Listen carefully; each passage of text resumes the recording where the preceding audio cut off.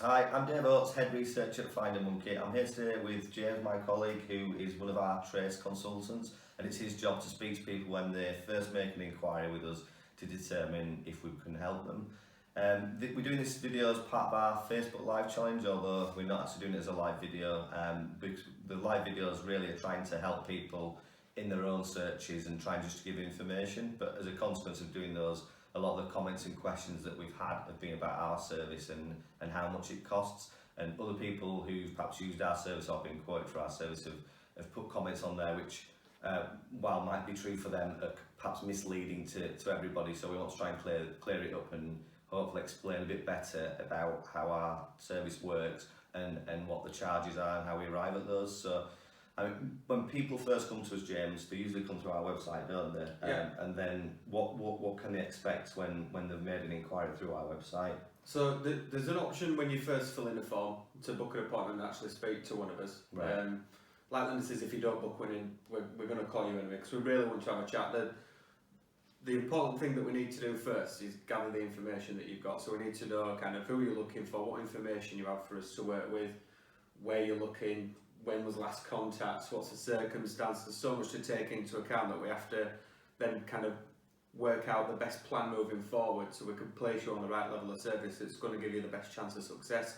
So, you know, the service really does vary. It depends on all them factors really. So we have to gather all that information first, make an assessment, and then obviously move forward and explain kind of how it works from that point moving forward. Yeah, so when you talk about the factors, what are the kinds of things that would affect the type of search that we do and perhaps the cost on the back of that as well? Yeah, so it depends whether you're searching for a birth parent, whether you're searching for a sibling, someone that's been adopted, whether you're looking for the owner of some unregistered land, if you're looking for a tenant that's absconded. There's like a massive amount of kind of services that we offer. And they all really do vary in price and vary in what we need to do on each one as well, and varying kind of time scales. You know, everything's different.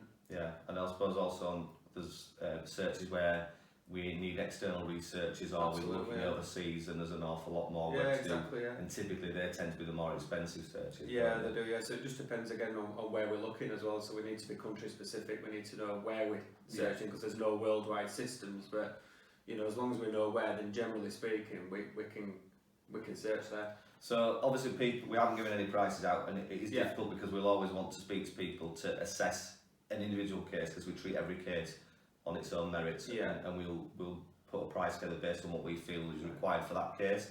But if we kind of give a typical example of a UK-based search looking for an old friend, say, where somebody hasn't seen them for 50 years, what do you think the person's going to be looking at in terms of a trace fee? Yeah, how would that work? So typically it's going to be around £548 for a UK search, and what we do with that is we split it in two parts. We take an upfront payment of £249, that'll cover the research and documents initially, so we can really delve into who they're looking for, look at the birth record, look at marriage records, look at old addresses where they've lived, who they've lived with, and really kind of build up as much information as we can about them moving forward, so we know we're tracing the right person, can evidence that we've found the right person, and then only when we're successful we then take the remaining £299 payment, which will allow us then to get a report together, prove what we've done, and then release the information. And so if somebody pays the £249 and we were perhaps one of the unlucky few where we don't actually get to the bottom of it, we can't find that person, what would happen there? Yeah, I mean, if that's the case, then the further payment's not taken, so we don't take the final £299. So the initial one's non-refundable because it does cover the costs that are incurred for us to do it, but the rest is only taken on successful completion, which, you know, we say around 60 days is a guideline for us to do it. You know, sometimes it runs over, sometimes it's less again, it depends on what we need to do. You know, so it all just varies again. And there's a percentage success rate, what we're looking at the moment? 92% at the minute. Right, okay. So it's unusual for us not to find somebody, but there are obviously sometimes cases where it can happen. Yeah, really. But we don't take the full payment if that happens. Yeah, exactly. Yeah. And in most instances, it's when someone has moved overseas, so then all we do at that point is work out where and then re-quote to kind of continue searching anyway. So yeah, I know from the trace side that when we get a case that we're perhaps stuck with, we'll always look for a way to try and find that person, and we'll always look for a method to do it, and there's lots of different ways we can do that. Sometimes that does require searching overseas and further searches beyond what we've originally agreed, but they're always discussed and agreed with our clients. So I always see that the relationship we have with our clients is very much not us just doing a job for them, but working together, because we need information from them, we need help from them sometimes to help us get to the bottom of it and find the person they're looking for. Yeah, we always say that. We always say that we're here to work with you on it. You know, we're not kind of always working for you on it. Yeah. We want to make sure that you're comfortable, that you're happy, that everything goes the way you're wanting it to go as well. You know, so we kind of guide you through it. Yeah, and I think that's what that initial consultation does. It hopefully explains how we work. It helps them decide if we're the right people to help them, because we've got to get along, we've got to be the right fit, you know, we've got to be able to help them, and they've got to be able to, you know, work with us to get to the bottom of it for them. Yeah, exactly. So I hope that answers everybody's questions, or certainly goes somewhere.